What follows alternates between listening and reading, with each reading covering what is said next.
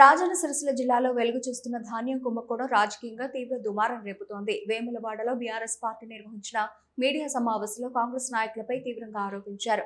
ఫోటోలు, పత్రాలను చూపుతూ జిల్లాలో జరిగిన ధాన్యం, మక్కల కొనుగోళ్లలో భారీ అక్రమాలు జరిగాయని బీఆర్ఎస్ నేతలు పేర్కొన్నారు. జిల్లాలో ధాన్యం కుంభకోణంలో కాంగ్రెస్ నాయకులదే ప్రధాన పాత్ర అని బీఆర్ఎస్ నేతలు వెల్లడించారు. ప్రభుత్వపు ఎమ్మెల్యే ఆది శ్రీనివాస్ స్వగ్రామానికి చెందిన కాంగ్రెస్ నాయకుడు స్వామి నకిలీ ట్రాక్ షీట్లతో ధాన్యం విక్రయించాడని ఆరోపించారు. ధాన్యంతో పాటు మక్కల కొనుగోళ్లలో కూడా నకిలీ పత్రాల ద్వారా అక్రమాలు జరిగాయని తెలిపారు. బీఆర్ఎస్ పార్టీ ఆధ్వర్యంలో నిర్వహిస్తున్న ఈ మీడియా సమావేశానికి విచ్చేసిన గౌరవనీయులు పెద్దలు మాజీ జిల్లా పరిషత్ అధ్యక్షురాలు నేలకొండ అరుణ రామారెడ్డి గారికి, అదేవిధంగా నాతో పాటు పాల్గొంటున్న మిగతా అందరూ సీనియర్ కార్యకర్తలకు, ముఖ్య నాయకులకు, పెద్దలందరూ కూడా పేరు పేరున హృదయపూర్వక నమస్కారాలు. అదేవిధంగా ఈ సమావేశంలో పాల్గొంటున్న మీడియా మిత్రులందరూ కూడా హృదయపూర్వక నమస్కారాలు. గత వారం రోజుల నుంచి రాజన్న సిరిసిల్ల జిల్లాలో రాష్ట్రంలో ఎక్కడ లేని విధంగా మరి ధాన్యం అవకతవకల మీద పెద్ద ఎత్తున ఆరోపణలు వస్తున్నాయి. మరి దాని మీద కూడా అరెస్టులు చేయడము, ఇది రోజు పరిపాటిగా వారం రోజుల నుంచి మనం చూస్తా ఉన్నాం.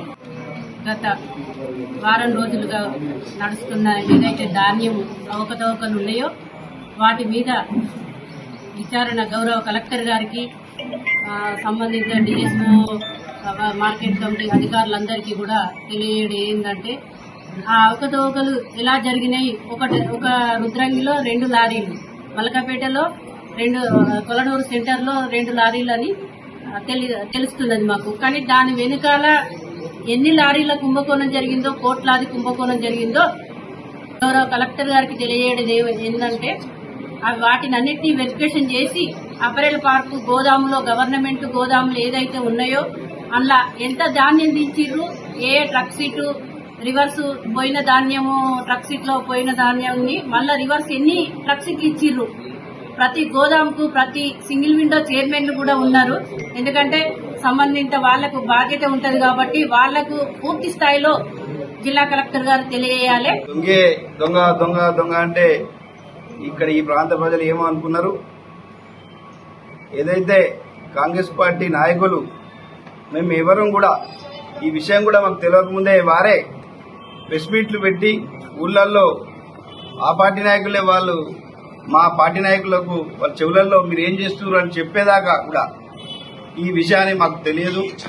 వాస్తవానికి మరి నకిలీ ట్రక్ పత్రాలు సృష్టించి ఏదైతే ఇక్కడ గౌరవ శాసనసభ్యుల వారి అనుచరులు A3గా ఉన్నటువంటి గడ్డం స్వామి అలియాస్ గడ్డం నరసారెడ్డి, మల్కపేట చెందినటువంటి జంగిటి శ్రీనివాసులు మరి అధికారులతో కుమ్మక్కై ఈ ప్రాంత రైతుల పేరు మీద మరి వడ్లను మరి వాటి లెక్కలు ఉన్నాయి.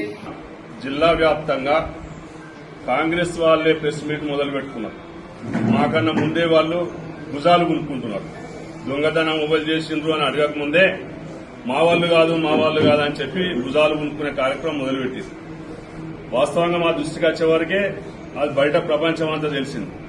అయినా మేము ఇంతకుముందు మా చైర్మన్ గారు చెప్పినట్టు దాని మీద తొందరపడకుండా ఒక 7 సంవత్సరాలు మేము సర్వీస్ చేసిన సంఘటనలు ఉన్నాయి. అనుభవంతో అది ఎట్లా జరుగుతుందని చూసుకుంటూ ప్రతిపక్ష పార్టీ హోదాలో ఉన్నటువంటి మా నాయకుడికి కానీ మాకు కానీ మచ్చ రావద్దని చెప్పి ఒక జాగ్రత్త పడుకుంటూ చూసుకుంటూ కొంచెం ఓపికతోని నిబద్ధత